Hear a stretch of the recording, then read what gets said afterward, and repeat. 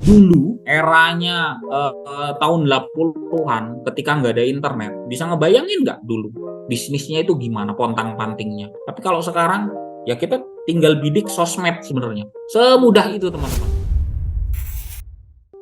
Kita langsung action aja. Action itu sebenarnya dua teman-teman. Kalau kita berbicara dari sisi digital, ya, actionnya itu dua aja. Pertama, kita action bisnis di dunia online. Online bisnis. Jadi gimana ya online bisnis itu? Ya teman-teman, ketika bisnisnya online, nggak harus memikirkan toko. Semua itu bisa dimulai dari online. Bisa nggak mulai dari online? Sangat bisa gitu loh. Sekarang apa yang nggak bisa gitu loh teman-teman? Teman-teman nggak punya modal yang banyak untuk membangun sebuah ruko apa kios. Ya udah mulai aja dari apa yang bisa gitu.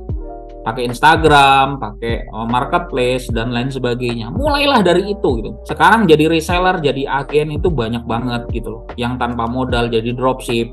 Itu mudah banget teman-teman. Tinggal teman-teman pinter-pinter ngebidik pasarnya aja. Kemudian yang kedua, berbisnis dengan memasarkan produk secara online. Online marketing.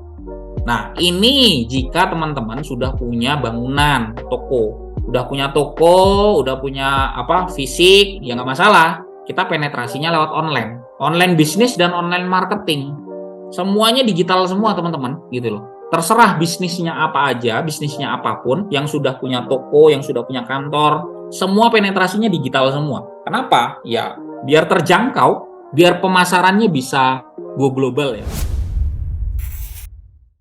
Nah, ini media pemasaran digitalnya kita sebenarnya banyak teman-teman. Tapi teman-teman fokus ke dua struktur. Yang pertama, kita fokus kepada media pemasaran produknya. Kemudian yang kedua, kita fokus kepada media komunikasinya.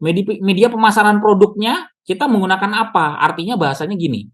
Teman-teman harus punya etalase. Teman-teman harus punya company profile. Kalau teman-teman pengen penetrasi all out di dunia digital.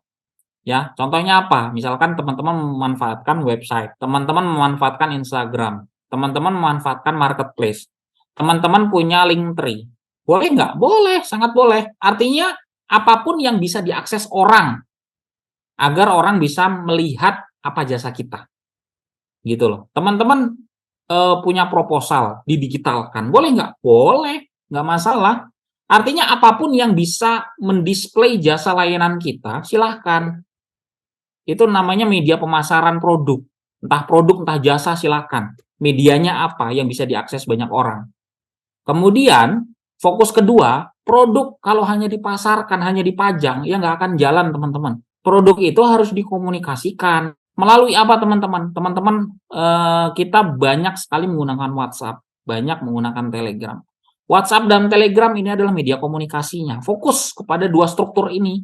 WhatsApp dan Telegram. Terserah mau WhatsApp boleh, mau Telegram boleh. Nyamannya kayak apa. Kalau berbicara Instagram boleh kok. Misalkan teman-teman mau pakai Instagram gitu yang gratis gitu ya. Deskripsinya jelas gitu. Kemudian katalognya jelas. Produk-produknya jelas. Kalau teman-teman fokusnya di Instagram. Boleh nggak kalau saya misalkan nggak fokus di Instagram? Boleh, boleh banget gitu. Terserah. Artinya penetrasi setiap orang tuh beda-beda gitu. Kemudian kalau misalkan pengen masuk marketplace, boleh nggak? Boleh, boleh banget gitu. Artinya kita harus bisa membedakan marketplace mana yang akan menjadi sasaran target market kita. Kita misalkan jualan makanannya makanan kemasan, kira-kira ramenya di mana sih? Punya semuanya boleh nggak? Sangat boleh. Mau di Tokped, mau di Shopee, ya nggak masalah semuanya. Dicobain, di trial, semuanya nggak masalah. Kemudian itu contoh ya teman-teman. Kalau misalkan kita menggunakan atau teman-teman boleh memilih salah satu. Yang penting teman-teman punya display, ya. Teman-teman punya profile yang sekiranya orang itu bisa akses, gitu ya. Kalau mau pakai website boleh nggak? Boleh, boleh banget gitu teman-teman, ya. Atau toko online, terserah. Itu adalah mekanisme yang dilakukan oleh setiap pengusaha itu beda-beda. Kemudian fokus pada struktur kedua, media komunikasi pemasaran. Nah, teman-teman biasanya pakainya apa? Kalau menawarkan, berkomunikasi, melobi, menjual secara direct, menawarkan langsung ke calon pelanggan, melobi, itu pakainya apa? Kalau pakai WhatsApp, gunakan WhatsApp.